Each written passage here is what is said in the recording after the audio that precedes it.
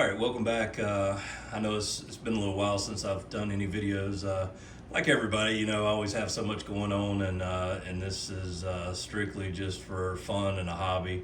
And like I always say, I hope the videos are entertaining and help people. But it's one of those things like I don't receive any benefits from making these videos and my channel. So I just it's just a hobby and for fun. So I don't keep any kind of like dedicated schedule or anything like that as far as like posting, and I don't do any edits or anything fancy. It's just kind of, what you see is what you get. So anyway, let's see, as far as the tank goes, the dinos are gone. The tank is actually doing the best that it has in a while.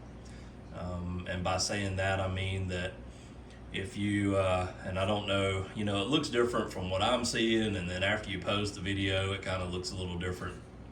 I'm not using any filters or anything right now, but the rocks, a lot of that brown algae's gone off the rocks. The dinos are gone, and the kind of the back of the tank on some of the sand, I do have some green algae that's starting to form in this tank and take off. All of the corals seem to be doing very well. There's growth to each of them. There's significant polyp extension. I don't know if you can see on the video. I mean, just looking at them now, I can see a lot of the polyps just waving in the water and current. So anyway, everything's doing good. All the fish are healthy. I'm not sure if I stated it before, kind of an interesting thing with the fish. So I originally purchased 8 of the, either however you say it, leertail or lyre-tail Anthias. I usually say leertail. I purchased 8 of them, and I think I had 6 that survived, and out of the 6, one of them turned male, and then it wasn't long after where a second one turned male. So that one's kind of an interesting thing. I've had these Anthias before, a few years ago, and with my last tank build, and I only had 1 male, and I thought, in a smaller size tank like this, 100 gallons being smaller, I didn't think you would have 2 males. And then after I started seeing the other one turning, they were kind of aggressive toward each other a little bit, and still are to an extent. They chase each other around a little bit, but I mean, I don't know. I guess, overall, I guess they'll do okay and live together. I don't really, they chase each other around a little bit, but I don't see any torn or nipped fins really on them. So hopefully that'll be okay. The rest of the fish are all happy, doing well. I haven't lost any other corals. I was worried about losing more corals with the dinos. When I had dinos previously, I lost a couple of SPS, but now everything seems to be going well. There's still a little bit more of the brown algae around, hanging around, and that comes and goes. Like I said, it's a never-ending thing.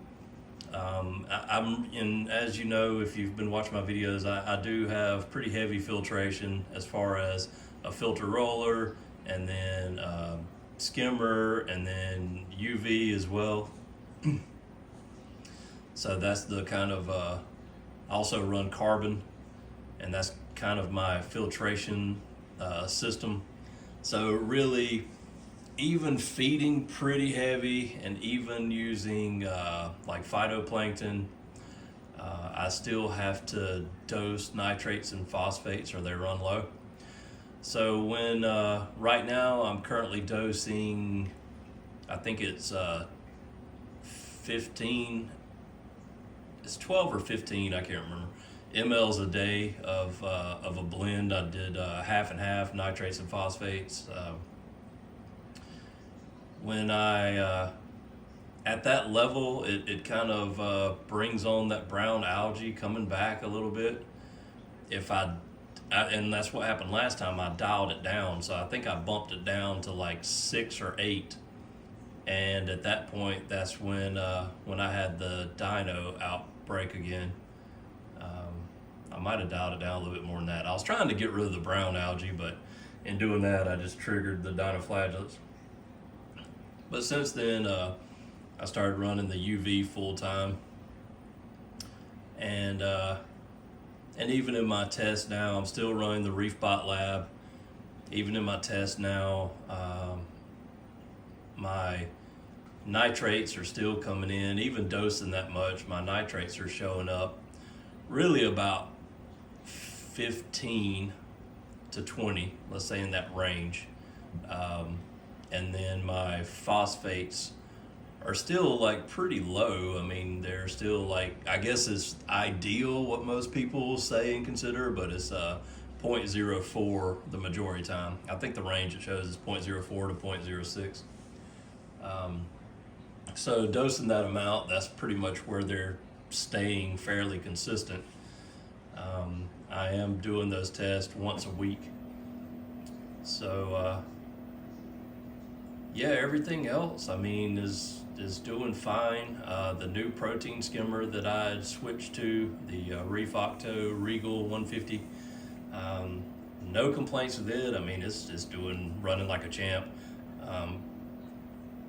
I like it so much more than the Nios and even the Royal Exclusive. For the money, I think it's a much better skimmer. That's just my opinion. Let's see. I was trying to think if there was anything else. Nothing, like I said, nothing else really going on with the tank. I'll move my cell phone off the stand and do a little bit more of a close-up so you can kind of see everything.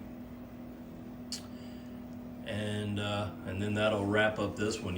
Let me know if you have any questions about anything in particular. I did get a request for another video on the Reefbot Lab, and to be honest, I mean, I don't really have a lot more to say about it. It's working, running. I have it over here on the side of the tank. I run the test once a week. I'm still only using it for nitrate and phosphate test. The only other test that I care about, my Trident is doing, so I just kind of leave it at that.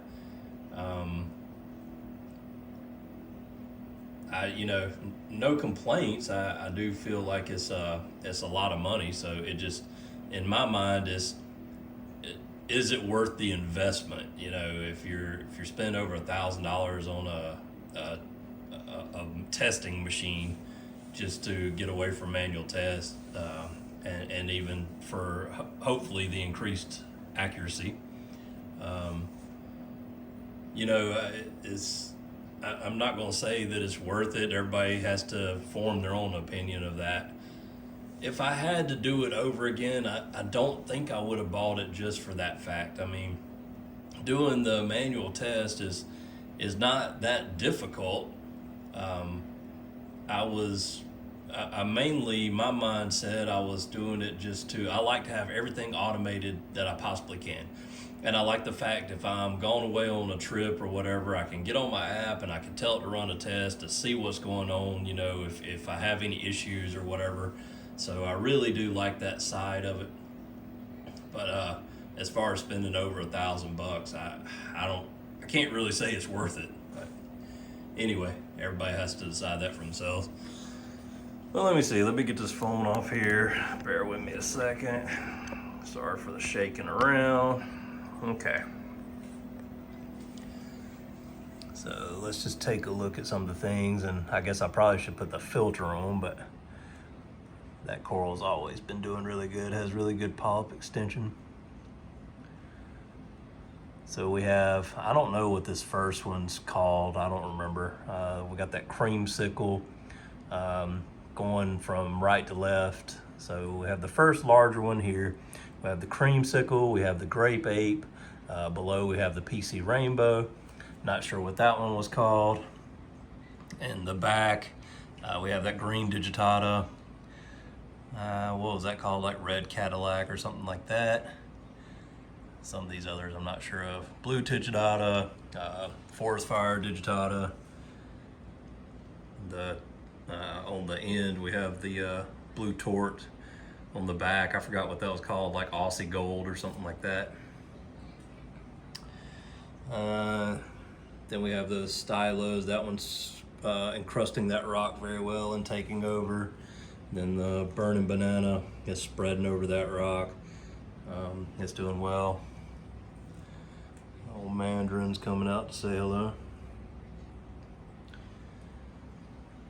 But yeah, I mean, I got the Garf bonsai there. I like that. It's a pretty cool coral.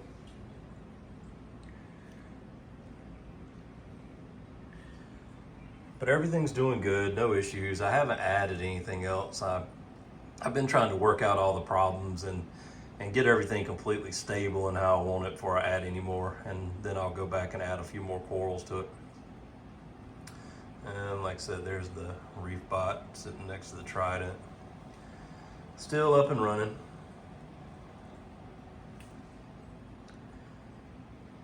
But that'll do it for this video. And like I said, let me know if you have any questions. I'll answer them best I can. Thanks for watching.